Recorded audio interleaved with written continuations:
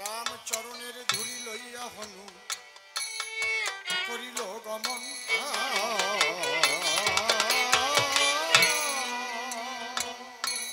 এদিক অযোধ্যার নূতন বাজারে দুই ভাই গাইছে রামায়ণ।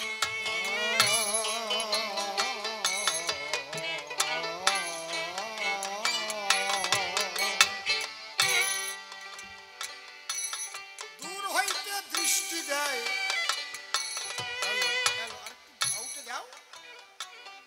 পবন নন্দ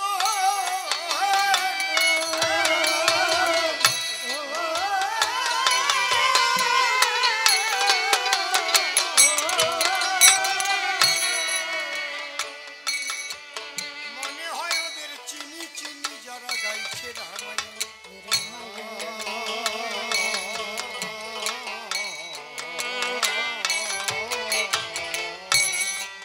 হনুমান দূর থেকে তাকিয়ে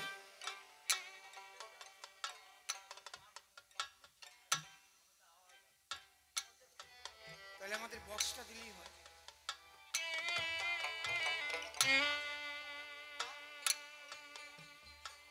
হনুমান ঠিক আছে,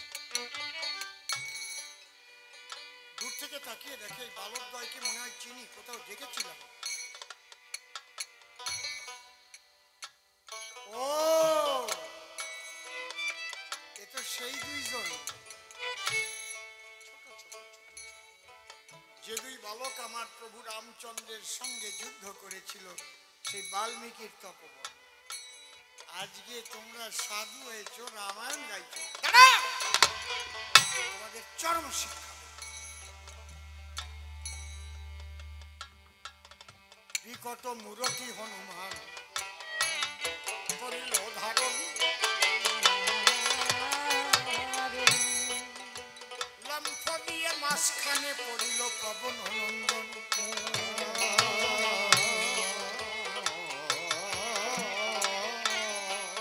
বিকট এক মূর্তি ধারণ করে গানের আসর হয়েছে যেখানে বাজারে, ওর মাঝখানে গিয়ে যখন পড়ে, ওই মূর্তি দেখে কি আর মানুষ থাকতে পারে? এই জায়গায় যদি এখন বল্লুক এসে যায় কি হবে? কিংবা তৃতীয় বাতাসে লাভ দিয়ে পড়ে তা কি হবে? গান শোনা, গায়ে কাপড় আছে কিনা সে জ্ঞানও থাকবে না, কে কোন দিক দিয়ে দৌড়বে তার ঠিক নাই, ঠিক না নাকি?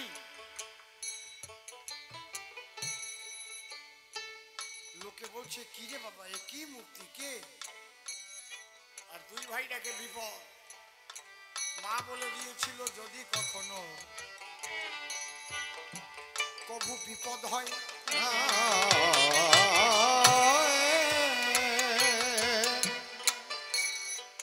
দোহাই জানকী দোহাই জানকী দিবি জানকীর জয় জয়।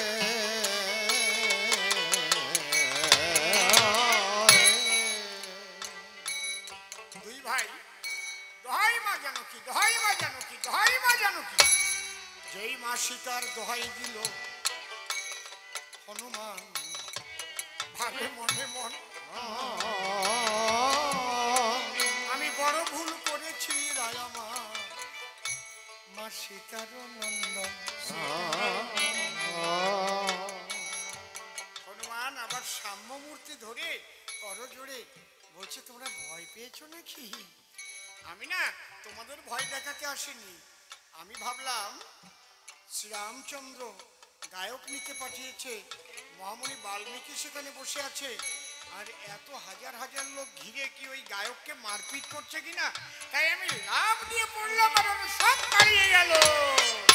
আমি তোমাদের কাঁধে করে নিয়ে যাব। লব বলছে খুশি কি? ওই যে দাদুর কথা বলছে, দাদু বসে আছে আর দাদু বলেছিল তোমাদের কাঁধে করে নিয়ে যাবে। ঠিক আছে চলো চলো চলো, খিদেও লেগে গেছে বহু সময়।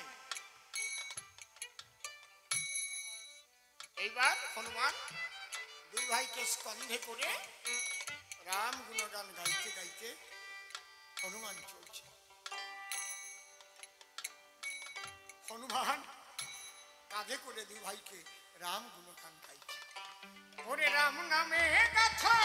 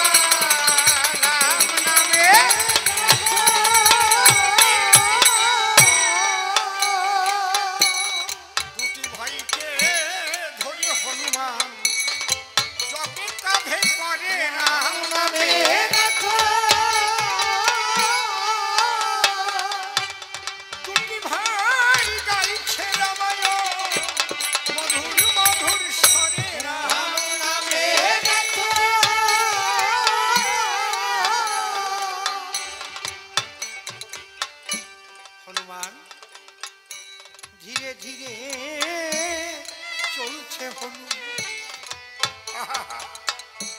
রাম নাম শুনে রাম নামে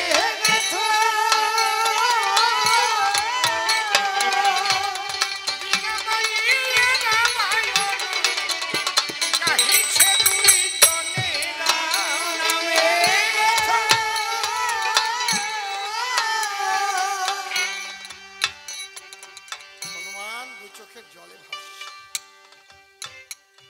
আর ভাবছে হে দীনবন্ধু রাম তোমার নাম শোনাবার মতো বান্ধব আজ আমি পেলাম এত মধুর কণ্ঠে জীবনে কেউ আমাকে তোমার নাম শোনায়নি যে নাম যে ভালোবাসে সেই নাম যদি কেউ মধুর সুরে তার পাশে একবার গেয়ে শোনায় তাহলে কি সে ঠিক থাকতে পারে হনুমান স্কন্ধে করে চলছে ধীরে পবন নন্দন রাম নামে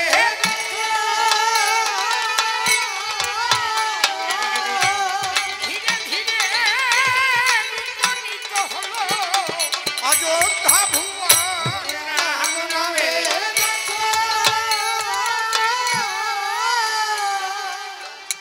সভা করি বসিয়াছে রাম রাজীব লোচন মহামুনি বাল্মীকি নিয়েছে আসন তার মধ্যে হনুমান বালকদ্বয়কে নিয়া প্রণাম করিল যবে করজোড় করিয়া লব কুশি চেয়ে দেখে দাদু ভাই ও রয় নীরব নিস্তব্ধ সভা কেউ কথা নাহি কয় মুনি ঠাকুর বলছে রামচন্দ্র আমার একটা কথা আছে চেয়ে দেখো কতটুকু বালকরা হাতে দুখানি যন্ত্র ওরা রামায়ণ গাইবে সবার মধ্যে তোর মাতব্বর কম থাকে না কেউ কেউ আবার ওই কানা ঘুষি করতেছে রামায়ণ হাতে আবার যন্ত্র নিয়ে আসছে ওর সুর বান্ধা জানে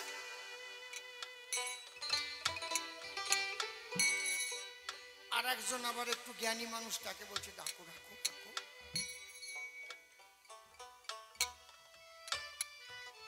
ওইভাবে বলো না কে ছোট কে বড় এটা বয়স দেখে বোঝা যায় না কেউ বয়সে বৃদ্ধ হয় আবার কেউ জ্ঞানে বৃদ্ধ ফেসবুকে একটা বাচ্চা ছেলে ভাইরাল হয়েছে যা প্রশ্ন করবেন তার জবাব তার কাছে আছে কৃষ্ণ নামের মালা নিয়ে হাতে দেখেননি কি কেন কৃষ্ণ নাম করতে হবে সঙ্গে সঙ্গে জবাব কেউ শিখই দেয় না আমি তো অবাক হয়ে গেলাম রে বাবা এ কি পূর্ব জন্মে থাকে যদি সাধু সংস্কার দেখিতে শুনিতে হয় তার বৈষ্ণব আচার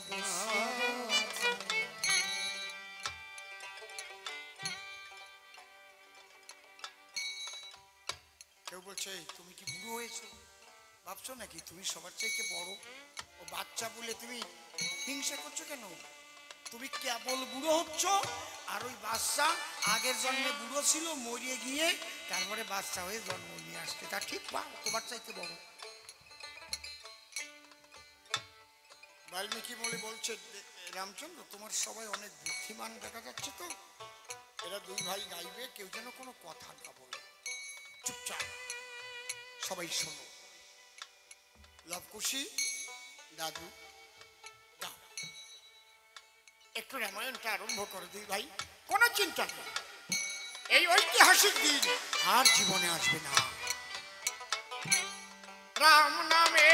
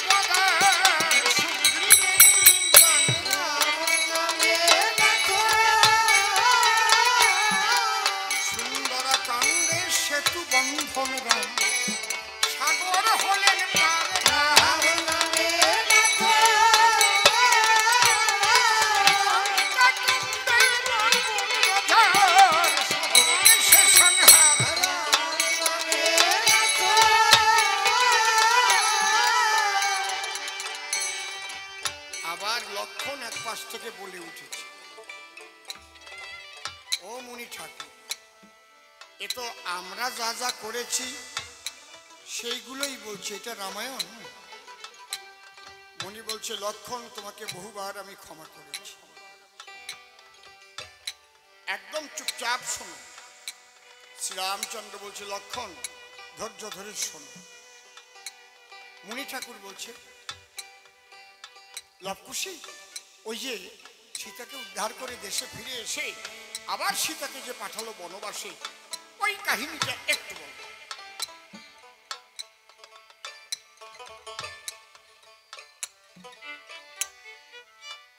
লবকুশি আবার গাইতে আরম্ভ করেছে। শ্রীরামচন্দ্র রাবণ বধ করে সীতাকে উদ্ধার করে অযোধ্যায় ফিরে গেলেন। আজকে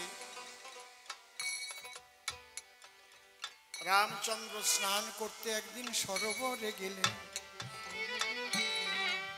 সরোবরে গেলেন। সেই সরোবরের তীরে ছিল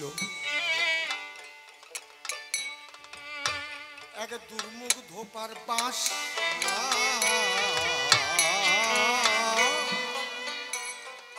কি ঘটনা ঘটলো সেথা করিব প্রকাশ, করিব প্রকাশ। রাম স্নান করছে, ঘাটলা বাঁধা পুকুর, আর দুর্মুখ ধোপার ছিল একটা মেয়ে, দিয়েছিল তাকে বিয়ে। মেয়েটা এতটা দজ্জাল, মাঝে মাঝেই শ্বশুর বাড়ি থেকে ঝগড়া করে বাপের বাড়ি চলে আসে। আজকে দুর্মুখেরও জামাই এসে শ্বশুরকে বলে ডেকে ডেকে, আর আমি নিতে চাই না তোমার মেয়েটিকে, তোমার মেয়েটিকে। বারে বারে ঝগড়া করে যদি বাপের বাড়ি আসে, আমি কেমনে তাকে নিয়ে রইব গৃহবাসে, রইব গৃহবাসে। তখন দুর্মুখ ধোপা বলছে, আমার মেয়ের দোষ, আমার মেয়ে না হয় একটু ঝগড়া করে আমার বাড়িতে এসছে, আর রামের বউ যে কতদিন রাবণ নিয়ে রাখলো।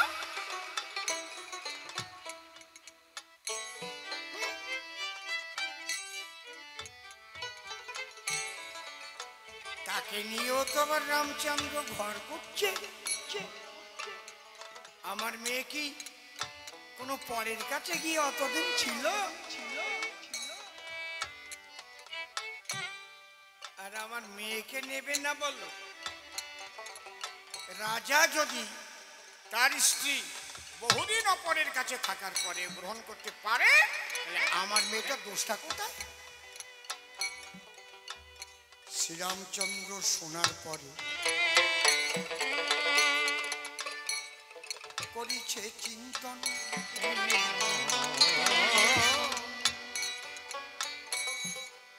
তাহলে আমার এই দোষ ত্রুটি আলোচনা করে জনগণ।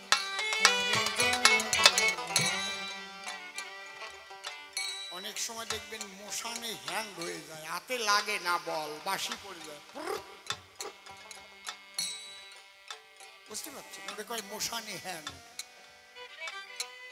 সীতা যে কি তা তো আমি জানি, অগ্নি পরীক্ষা করে সীতাকে আনি, কিন্তু জনগণ জনমন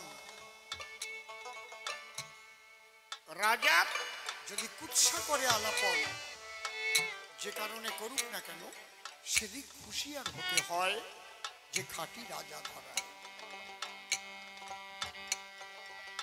এখানে আগের লীলার সঙ্গে সেন আছে, এটা হবে, কারণ সীতার যে দুইবার বনবাস হবে, এটা পাখি অভিশাপ করেছিল বাপের বাড়িতে থাকাকালীন।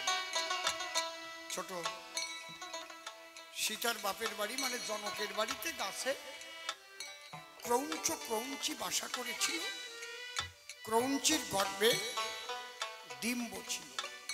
ওই অবস্থায় সীতা বলেছিল আমাকে ওই পাখিটা ধরে দাও, আমি ওটা পুষবো। সুন্দর একটা খাঁচা করে পাখিটা ধরে সে খাঁচার ভিতরে সীতা পুষেছিল। তাই আপনাদের আছে জানা, পাখি কখনো কারো সামনে প্রসব করে না, একটা ডিমও পারে না। পাখি জাতীয় যারা হাঁস মুরগি আপনার বারান্দায় এসে হঠাৎ করে ডিম পাড়ায় থুয়ে যাবেন না, ওকে একটা আলাদা গোপন জায়গা আছে, একটু অন্ধকার, ওই মাছার তলায় ঝুড়ির মধ্যে কয়টা খড়কুটা, ঠিক বলছি নাকি? হ্যাঁ, যখন ডিম দিয়ে বেরোয় তখন বোঝা যায় এই বেরোইছে দেখ, ঠিক না? কোনো দিন মুরগি ডিম পাড়াচ্ছে দেখছেন? দেখবেন না। হাঁসে ডিম পাচ্ছে দেখেছেন? দেখবেন না। ওরা কারো সামনে প্রসব করতে পারে না। পাখিটা খুব বিপদে পড়ে গেল, প্রসব যন্ত্রণা। খাঁচার মধ্যে সীতা সখীগণ নিয়ে বসে আছে। এখন প্রসব যন্ত্রণা যখন উঠেছে, প্রসব তো করতেই হবে। তখন পাখি ব্যথা পেয়ে অভিশাপ করেছিল, হে ভগবান, হে ঈশ্বর,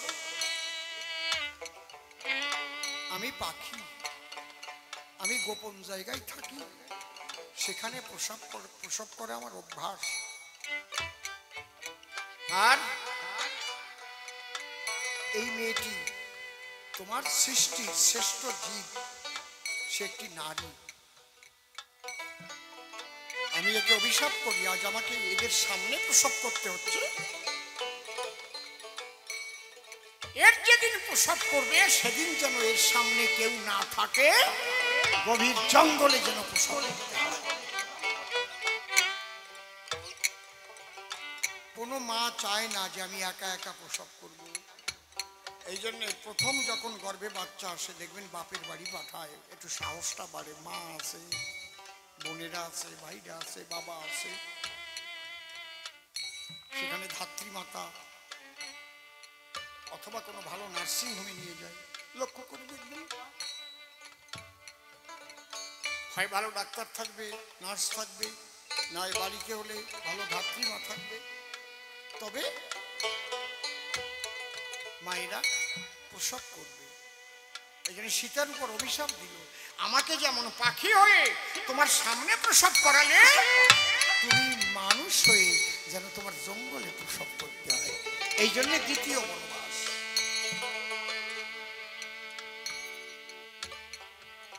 রামচন্দ্র যখন ওই দুর্মুখ ধোপার মুখে কথাগুলো শুনলেন, গিয়ে লক্ষণকে বললেন, লক্ষণ কি, তুমি একটা কাজ করো, সীতা লইয়ে লক্ষণ তুমি আমার কথা লও,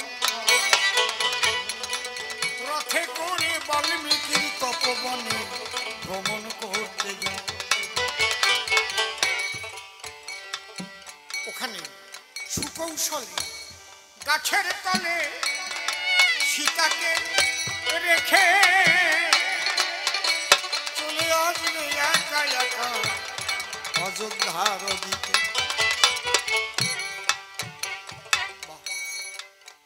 লক্ষণ এতটাই ভক্ত দাদা, কারণ লক্ষণের মা বলেছিল, শোন, তোকে আমি একটা মন্ত্র শিখিয়ে দিচ্ছি, এটা মনে রাখিস। কি বলছিল যে রামং দশরথ জ্ঞানং মাতৃজ্ঞানং সীতা বিপিন অযোধ্যা জ্ঞানং গচ্ছ পুত্র যথাতথ। রামকে পিতা দশরথের মতো করবি সদা জ্ঞান, আর সীতাকে জীবন ভরে দিস মাতৃত্বের সম্মান।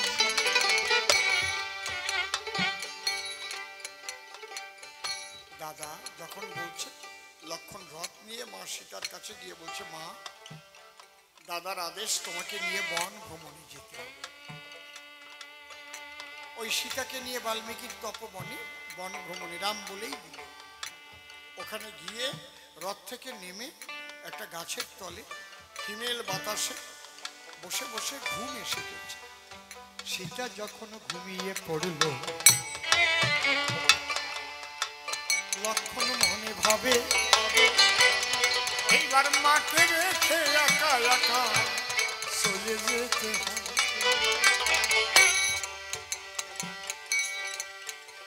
হয়। ঘুম থেকে উঠে দেখবে ঠাকুর লক্ষণ না, লক্ষণ লক্ষণ বলে মা কখন কত ছাড়বে হয়। কিন্তু দাদার আদেশ পালন করতে হবে, নিশ্চয়ই আছে কারণ। তাই ঘুমন্ত অবস্থায় রেখে এলেন ঠাকুর লক্ষণ। ঘুমন্ত অবস্থায় সীতাকে রেখে লক্ষণ অযোধ্যায় এলেন। এই পর্যন্ত লবকুশ গেয়েছে। রাম দু চোখের জলে বক্ষ ভেসে যাচ্ছে। তখন রাম উঠে বলল, মহামুনি বাল্মীকি, আমি আর শুনবো না এই রামায়ণ। আপনি বলুন আমার সীতা কোথায়, আমার সীতাকে আনার ব্যবস্থা করুন আপনি। মহামুনি বাল্মীকি দেখলেন আমার কার্যসিদ্ধি হয়ে গেছে, আমার উদ্দেশ্যই ছিল রাম সীতার মিলন ঘটাবো, তাহলে আমার লেখনই পূর্ণ হবে। লবকুশ, তোমাদের রামায়ণ শুনবো।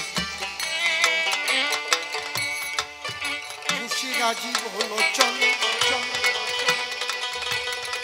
দুই ভাই বসইবার দিতেছি আসন। রাম তুমি নিশ্চিন্ত হও, আমার কাছেই তোমার সীতা আছে। তবে সীতা আনার আগে লবকুশি, দাদু ভাই কতবার কেঁদেছ আর বলেছ আমাদের বাবা কোথায়, আমরা শুধু মাকেই পেলাম, আমাদের কি বাবা নাই? আজকে শুধু তোমাদের বাবা নয়, বিশ্বপিতা রামচন্দ্রের কাছে নিয়ে এসেছি।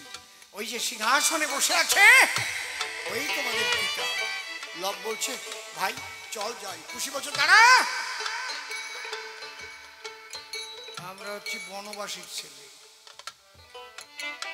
ডাক দিলেই করে চলে যাব। মাতা মোদের বনবাসী,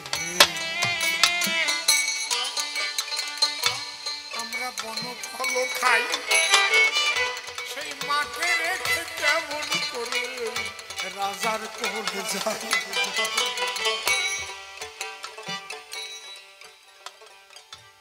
আমরা ভিক্ষা করে ঋষিদারে যা করিয়া নাই,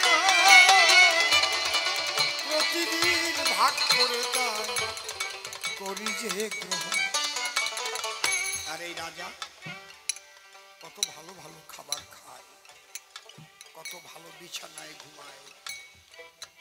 দুঃখিনীর সন্তানের পিতা কি করে হতে পারে এই রাজা?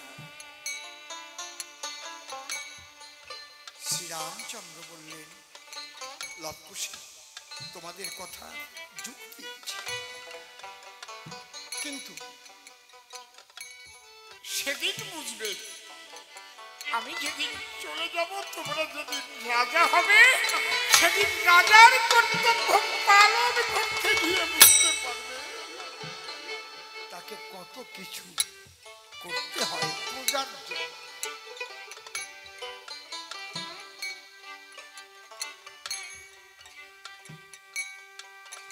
বাল্মীকি মুনি বলছে, লবকুশী তাহলে তোমাদের মাকে যদি নিয়ে আসে, তাহলে তাহলে তো আনন্দে কোলে যাব। মাতা পিতার হবে যখন যুগল আনন্দে কোলে বসবো ভাই দুই। শ্রীরামচন্দ্র বললেন, মুনি ঠাকুর সুযোগ্য পুত্রের কথাই হয়েছে। মহামুনি বাল্মীকি বললেন, হে অযোধ্যাবাসী, তোমরা কেউ জানতে না, এই জন্য তোমাদের কাছে পরিচয় দেবার জন্য আমি লবকুশীকে নিয়ে আসি। এবে হবে লক্ষ্মীর আগমন।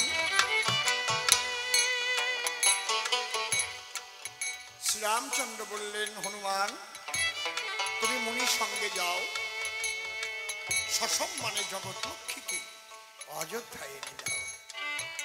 মুনির সঙ্গে প্রেম তরঙ্গে হনুমান চলে, মুখে হোম জয় রাম সীতার জয় বলে। এদিক তো মা সীতা মুখে হাত দিয়ে চোখে জল নিয়ে বসে আছে, আমার লব খুশি আসবে কখন, উঠবে আমার কোলে, কাঁদিতেছে বসে মাগো বৃক্ষের কল। সেই দেখে হনুমান বাল্মীকি আসে, আমার লব খুশি কোথায়, হায় হায় চোখের জল ভাসে। অমনি ঠাকুর আমার লব খুশি কোথায়? মা তোমাকে বলেছিলাম না একটা সুখবর দেব, আর বনবাসে থাকতে হবে না, শোনো দিয়ে মন, তোমার জন্য কেঁদে উঠেছে শ্রীরামচন্দ্রের মন। তাই হনুমানকে পাঠিয়ে দিয়েছে তোমায় অযোধ্যাতে নিতে, চলো মা যেতে হবে আজ অযোধ্যা। মুনির সঙ্গে প্রেম তরঙ্গে সীতা করিল গমন, অযোধ্যার বহির্দ্বারে এসে দিল দর্শন। অযোধ্যায় সারা পড়ে গেছে, জগৎ লক্ষ্মী আসছে, উলুধ্বনি দিচ্ছে, শঙ্খর ধ্বনি হচ্ছে চারিদিকে। অযোধ্যায় সারা পড়ে গেল রে লক্ষ্মী এলো এসে। অযোধ্যায় সারা পড়ে গেল রে লক্ষ্মী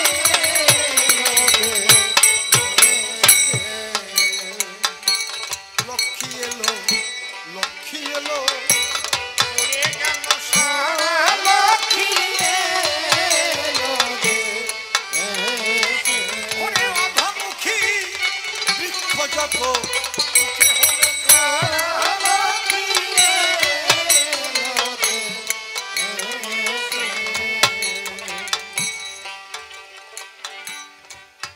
এইবার সীতাকে নিয়ে শ্রীরামচন্দ্রের দিকে এগিয়ে চলছে, রামও এগিয়ে আসছে সীতার হাত ধরে সিংহাসনে বসাবার জন্য। এখানে একটা ঘটনা ঘটে গেল। বিভাণ্ডক মুনি নামে এক মুনি দিল দর্শন লক্ষ্মী,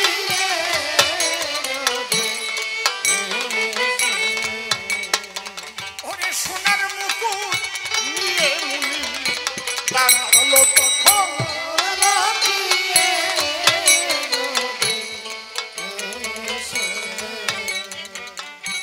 রাম বলল, মুনি ঠাকুর এই সোনার মুকুট নিয়ে তুমি কেন এলে? বলে, রামচন্দ্র তোমাকে পরাবো বলে। কোথায় পেলে এই সোনার মুকুট? বলে, এর একটা ছোট্ট ইতিহাস আছে। তব বংশে ছিল একজন স্বর্ণ মুকুট রাজা, সব দিক দিয়ে ছিল সেই রাজা মহাতেজা। সে এমন কিছু নেই যে দান করেনি, সোনা দানা হীরা জহরত মণি মুক্তা। এই দানের ফলে তার একটা মাত্র ছেলে নীলধ্বস্তার নাম, তাকে রেখে রাজা প্রাণ ত্যাগ করল। কিন্তু তার কি দুর্দশা হল? বৈকুণ্ঠে গিয়ে দানের ফলে ভগবান বলল, শোনো, তুমি সোনা দানা হীরা জহরত মণি মুক্তা তিল তুলসী গঙ্গা জল সহকারে দান করেছ। তুমি কোনোদিন কোনো ব্যক্তিকে এক মুঠো অন্ন দান করো। শ্রেষ্ঠ দান হচ্ছে অন্ন দান। যেহেতু তোমাকে বহু বৎসর যাবৎ সূক্ষ্ম দেহে এই মহাশূন্য পুং নামক নরকে তোমাকে বাস করতে হবে, শুধু তুমি একটু ওই যে জল দান করেছিলে তার ফলে একটু শিশির বাড়ি তুমি পাবে। তখন ওই স্বর্ণমুকুট রাজা তারে দিল সাজা, ওই অবস্থায় ছিল। বিভাণ্ডক মুনি বলছে যে আমি একদিন সূক্ষ্ম দেহে যাচ্ছিলাম, আমিও সূক্ষ্ম দেহ নিয়ে যাচ্ছি, তাই ওকে দেখতে পেয়েছি। বললাম রাজা তুমি তো অনেক কিছু দান করেছিলে, তোমার এই দুর্দশা কেন? অনেক কিছু দান করেছি, দুর্দশা কি জন্য কোনদিন কাউকে আমি দান করি নাই অন্ন। তাই তাহলে মুক্তি কিসে হবে এটা তো তোমাকে জানতে হবে। যাও নারায়ণের কাছে শুনে। নারায়ণের কাছে গিয়ে বলল ঠাকুর তাহলে আমি মুক্তি কিসে পেতে পারি? বলে তোমার যদি পুত্র সন্তান থাকে, সে যদি তোমার উদ্দেশ্যে নররূপী নারায়ণ সেবা সজাতি ভোজন দেয়, অন্ন দান করে, তাহলে আত্মবৈজায়তে পুত্র, সে তোমার আত্ম, তাহলে সেই পুণ্যে সেই অন্নদানের ফলে তুমি স্বর্গধাম প্রাপ্ত হবে। হরি হরি বল, হরি হরি হরি হরি। তখন স্বর্ণমুকুট রাজা এসে বিভাণ্ডক মুনিকে বলল ঘটনা, বলে নিশ্চিন্ত থাকো, আমি তোমার ছেলে নীলধ্বজ, তাকে খবর দেব, তোমার মুক্তির পরে অন্নদান করাবো। তখন ওই বিভাণ্ডক মুনি নীলধ্বজকে বলল তোমার বাবা কিন্তু উদ্ধার হতে পারেনি, আমি নিজের চোখে দেখেছি, তুমি যথাসাধ্য অন্নদানের ব্যবস্থা করো পিতার আত্মার শান্তির উদ্দেশ্যে। তখন এই অন্নদানের ব্যবস্থা করা হলো, তার পিতা মুক্তি পেল। তাই আমার উপর সন্তুষ্ট হয়ে আমি বার্তাকে বহন করে দিয়েছিলাম। সে তার পিতাকে এতই ভালোবাসত, সোনার মুকুটখানা বলল মণি ঠাকুর এই মুকুট আর আমি পরার যোগ্য নই, কারণ আপনি না থাকলে আমার পিতা উদ্ধার হতো না, মুকুটখানি আমি আপনাকে দান করলাম। আমি মুকুট নিয়েছিলাম ছোট, কিন্তু আমি সেদিনই চিন্তা করেছিলাম যেদিন রাম সীতার যুগল মূর্তি হবে, আমার মনে আছে ভাবো সেদিন আমি রামের মাথায় এই মুকুট পরাই দেব। রাম তাই মুকুটটা নিয়ে এলাম, তুমি পরো। রামচন্দ্র মুকুট পরলেন,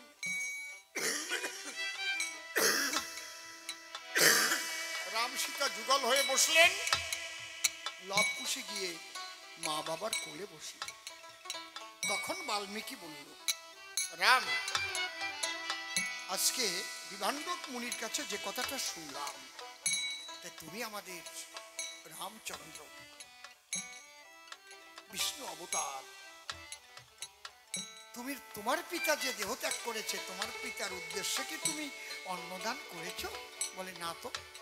তাহলে তুমি নিজে কর্ম করে জগৎবাসীর তরে আপনি আচরি ধর্ম শিক্ষা দাও সবারে। এই অন্নদান শুধু হিন্দুরা করে তা না, মুসলমানরা তাদের মা বাবা মরে গেলেও করে, মিলাদ দেয়, ওরা বলে মিলাদ, আমরা বলি নিমন্ত্রণ। খ্রিস্টানরাও করে, সবাই করে। কি সবাই যত জাত আছে পৃথিবীতে মা বাবার উদ্দেশ্যে অন্নদান করে। বুঝতে পারছেন কি বলছি? আজকে সবকিছুই হলো, লক্ষ্মী নারায়ণের মিলন হলো, পিতা পুত্রের মিলন, তাহলে পিতার উদ্দেশ্যে অন্নদানে আজ হবে সমাপন। হরি বলো হরি বলো। আমার তাহলে শ্রদ্ধেয় প্রয়াত মহেন্দ্র বিশ্বাস মহাশয়, মা হেমলতা বিশ্বাস, তারাও দেহত্যাগ করেছে, নিশ্চয়ই তাদের উদ্দেশ্যে অন্নদান হয়েছে, হয়েছে কি হয়নি? হয়েছে তো। এইটাই আমাদের রীতিনীতি। তাই রামচন্দ্র করেছিলেন সেই অন্নদান। করে দেখবেন আপনারা মধুর রামায়ণ খান। তাহলে অযোধ্যাতে লক্ষ্মী নারায়ণ মিলন হয়ে গেল, আবার পিতা পুত্রের মিলন হলো, সবাই হরি হরি বল। এই বইটা কই, যাওয়ার আগে এই গানটা গাইতে হবে না? আমার মনে হয় গান আমি কোনোদিনও গাই নাই। ঝাপতালের উপরে, ঝাপতালের উপরে যাও তো। এই গানটা বাবা